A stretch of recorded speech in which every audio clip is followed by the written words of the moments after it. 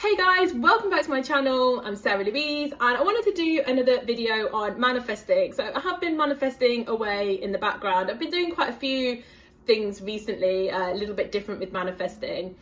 And I always keep coming back with manifesting because for ages I just couldn't decide whether, we were meant to surrender and just allow everything, or whether we were meant to manifest and actively go after our desires, energetically.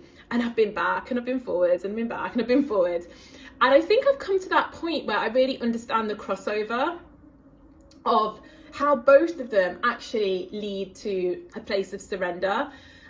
I've realised that actually what's been happening is the more that I've actually been manifesting recently, and it took me years to get to this point, it definitely wasn't like this at the beginning, but I've actually realised that the more that I'm manifesting recently, the more that process is actually guiding me to surrender and neutrality.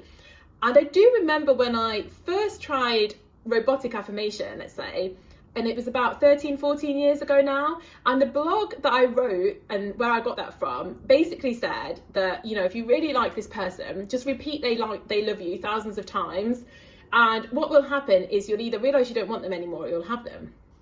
And I understand this process more and more and more now, because I realise that what we're doing when we're manifesting repetitively, because really manifesting doesn't take a lot of work, right? We're always manifesting. Manifesting is just having a thought like, oh, I haven't heard from that person for a while, or wouldn't it be nice if, or imagine if I just got a free coffee. That's where manifesting is meant to be, right? That's what we're meant to be doing for everything. We're just meant to be putting a casual, wouldn't it be nice? And that thing shows up. And the only reason that doesn't happen is because we have a lot of resistance in the way, we lack. And a lot of people go around and they're like, just surrender, just let it go. And, you just try that. You just try having a massive credit card bill to pay and you've got £1 in your account and someone's like, just let it go. Doesn't matter that it's due tomorrow, just let it go.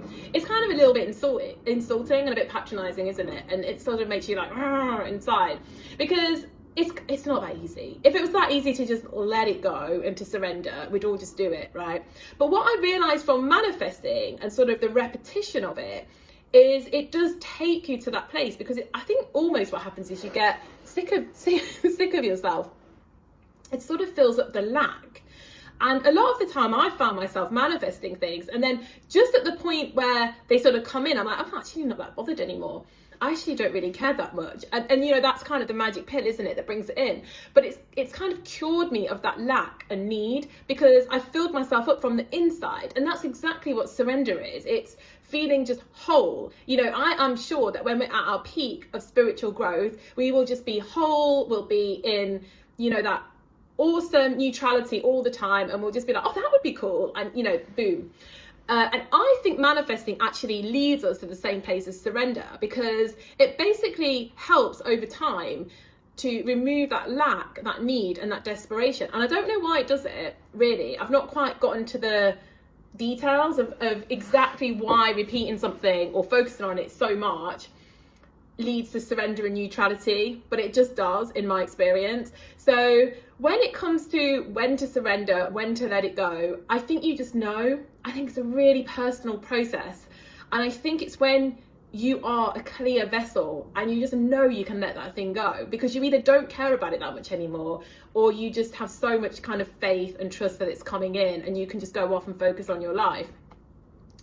But obviously not everything we drop happens. I found a manifesting journal, interestingly, the other day from years ago. And you know how people are always like, oh, I found this manifesting journal and everything I wrote in it came true. Well, I found an old manifesting journal, absolutely nothing happened, literally not one. And I have manifested some massive things in my life, right? For sure, that there's no way they were a coincidence. But I found this old manifesting journal. I was like, that's interesting. There was like people that were meant to contact me and they never did.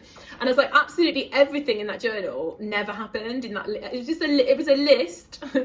I'd obviously just used that page in that book and I'd listed, about 10 different things that I wanted to happen, and not one of them ever happened. So not everything we write happens, right? Not everything we let go of happens. And why is that? It's probably because we didn't let go of it in a very neutral, surrendered, balanced way. And that's why I believe we continue to manifest something and we put attention and focus on it, until that point comes where you just feel you're very neutral, balanced, and because a lot of this stuff is subconscious, right? So if you've not brought it in, there's probably something subconsciously playing out. Wow, the light just suddenly totally changed. There's probably something subconsciously in you that's not allowing that thing in. So if you just keep going and you keep manifesting, then you are, in my opinion, eventually something happens within you where you just stop caring, or you get sick of yourself, or you just reach a state of neutrality. And that's really where you open the door for that or something better to come in. So I just wanted to make this little video about the link between surrender and manifesting, and how I think they do, all roads lead to one, and I can see how both roads lead to the same place. Now, if you can just have something happen and surrender, that's fantastic, you know, but if you can't, then, sorry, I thought I had some red, I think this is right to myself. If you can't, then, you know, that's when you commit to the manifesting process until you really feel you can surrender. I think a better word, I think letting go sort of scares people a bit because they're still very attached and they think letting go means letting go. I think allowing is probably a much better word for this. And I do believe, know when you're in a state of allowing. And I think you keep going and you keep manifesting until you get into that state. And I mean, you can always try it. You know, if you feel naturally like you want to let go for a bit. And if it doesn't show up, dip back in and do a bit of manifesting sometimes. You know, I think it's a very personal process, but I can see how we can almost overcome desires by manifesting, because once you don't feel that lack and that need anymore and you've kind of filled yourself up internally, sometimes you actually realize I'm not actually that bothered about that thing anymore. So I can see how both paths really do kind of connect and lead to one. Anyway, that's all I wanted to say today, and I hope everyone is well, and I'll speak soon. Bye bye.